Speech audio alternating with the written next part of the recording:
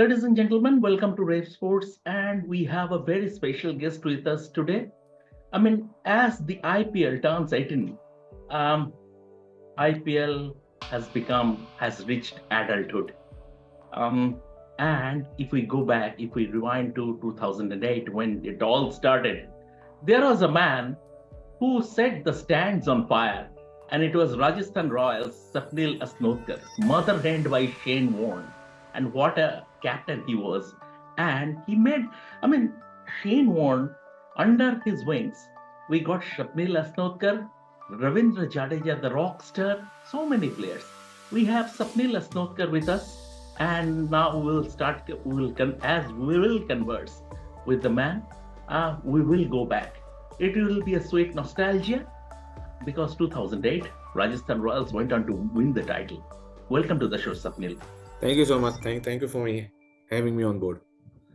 Sapnil, if we go back to 2008 and the IPL, it changed cricket forever, right? Yep. So, if you go back, if you rewind to that period, how it all started as far as Rajasthan Royals is concerned, if you can recollect, right from the auction, you was picked, you came to Rajasthan Royals setup, and how it all started under Shane Warne in the first season.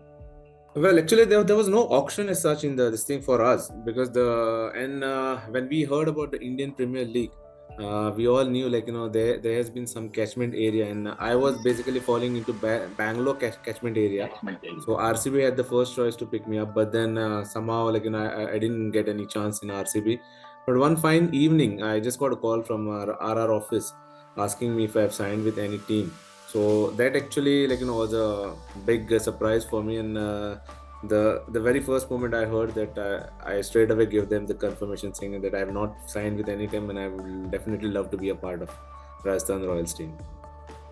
And certainly you had to wait for 5 matches to get your debut, right? And after that, when you were given that opportunity, you grabbed it with both hands. So during that period when you are not getting game time, what was your communication like with Shane Warne? And after that, you came and you sort of you saw and conquered. So how it all happened? Well, actually, we had a small camp before the tournament began, and there, fortunately, I had done well. I had done well in the match simulation, one of the match simulation, and we had one practice match where I had scored 47. So Wani was very very much happy the way I went about, and he had told me from the beginning, once the squad was shortlisted, he had told me from day one, you have to prepare yourself really well. I'll throw you in anytime, and that's what, I was just trying my best to prepare well, speak to the legends of the games, and keep it very simple, and that's what I was trying to do. And eventually, right thing happens at right time, they say, and it happened in my case too. Sapnil, the story goes like this. Your first conversation with Shane Warne, and you told him that you are from Goa.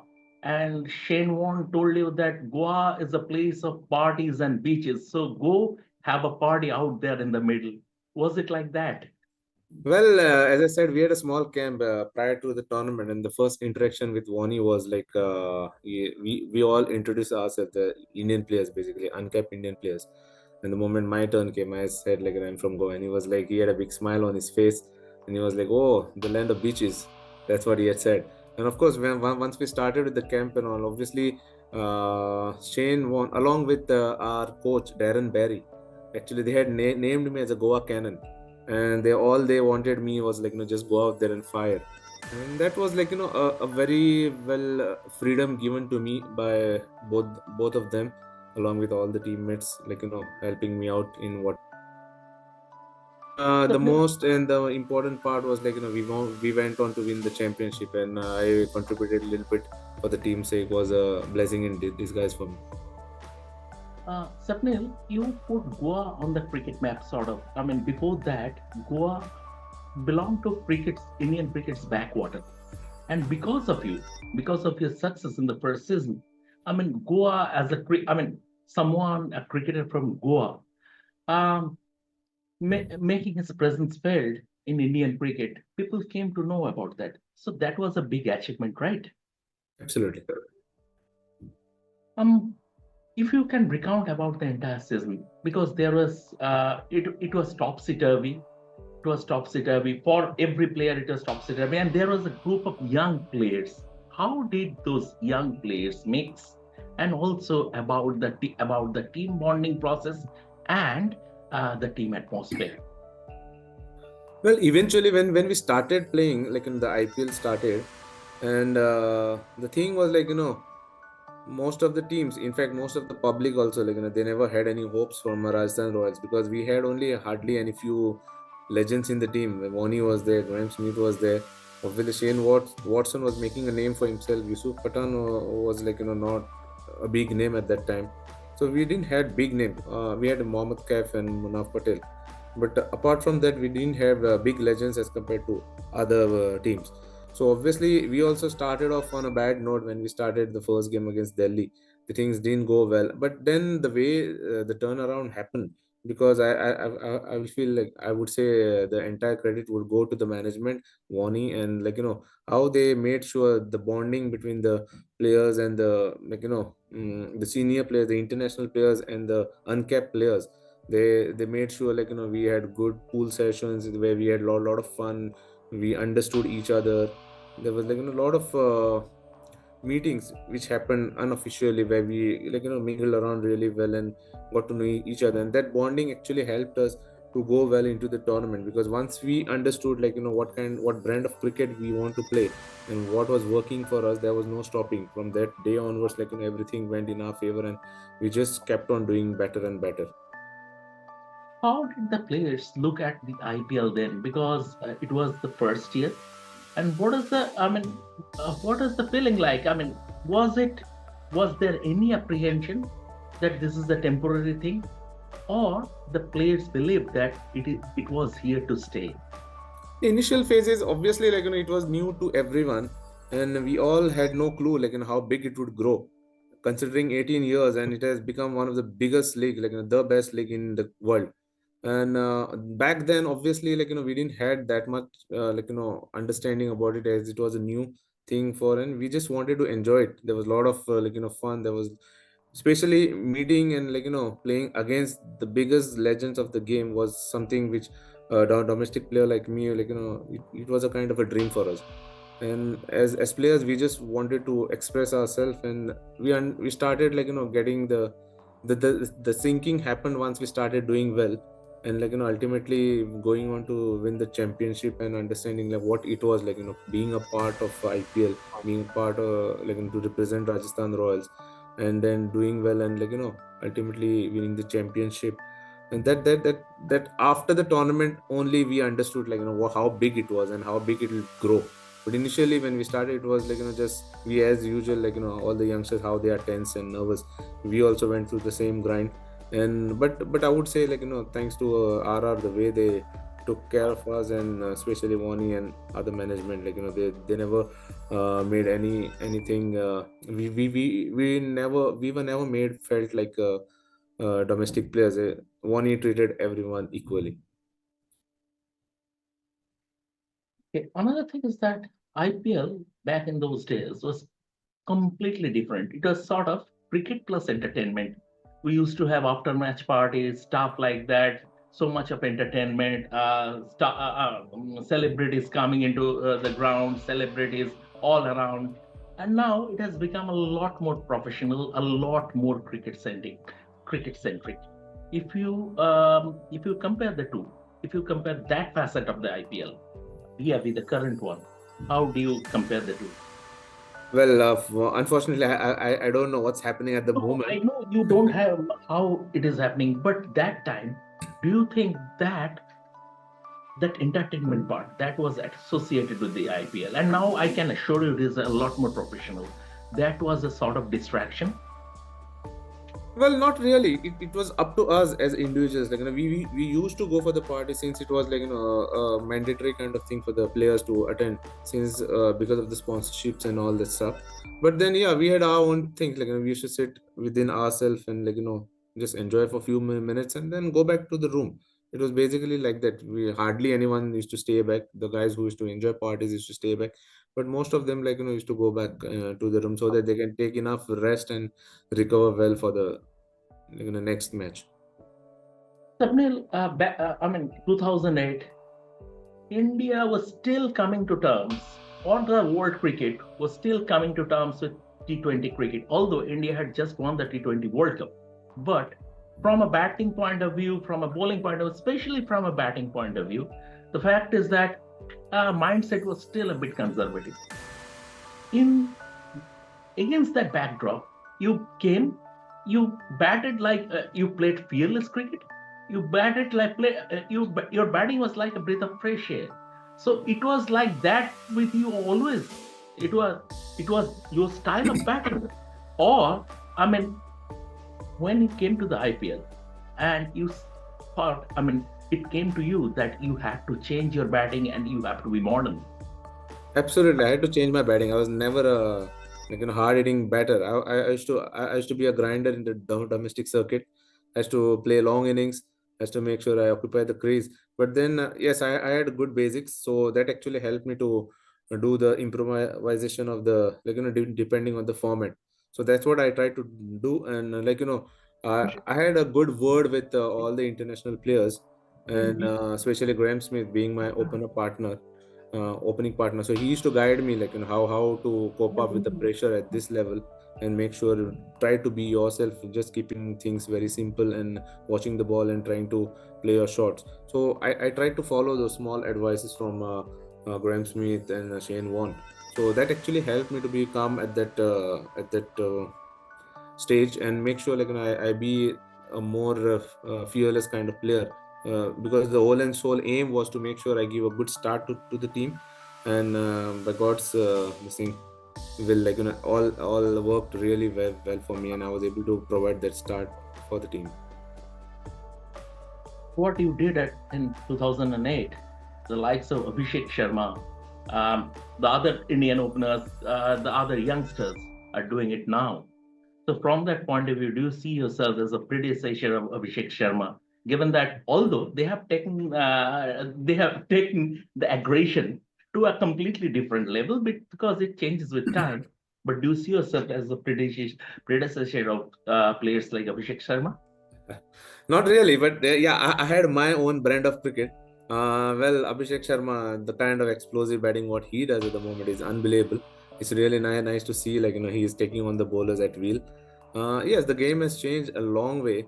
It has evolved, like the format, especially the T20 format, what it was before. As I said, during those times, there were very few who could clear the boundaries at will. But now I think as the game has progressed, we all know people prepare in that way, especially youngsters. They go about T20 is all about range hitting, going big, and obviously this preparation actually helps them to get the best out of them.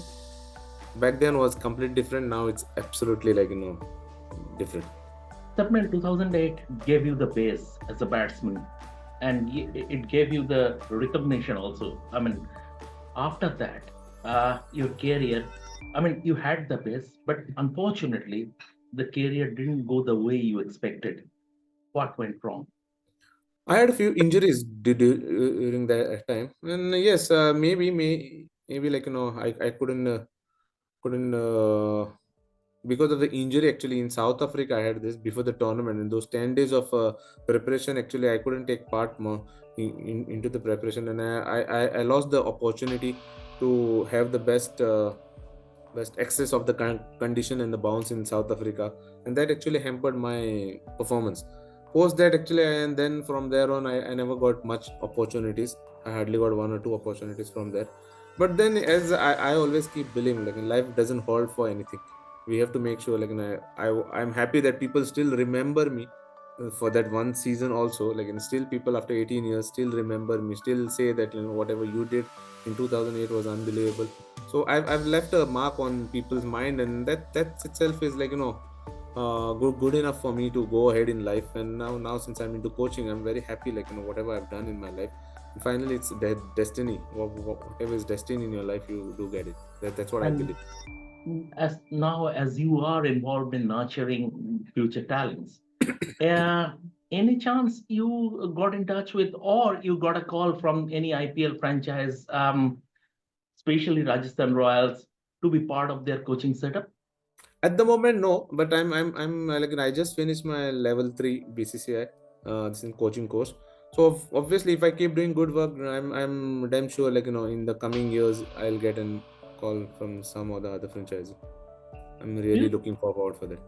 do you think, Sapnil, that IPL, the franchise, there is a bias towards foreign coaches because we have some very, very good Indian coaches, but they don't get the job as far in the coaching setup or as the head coach, especially.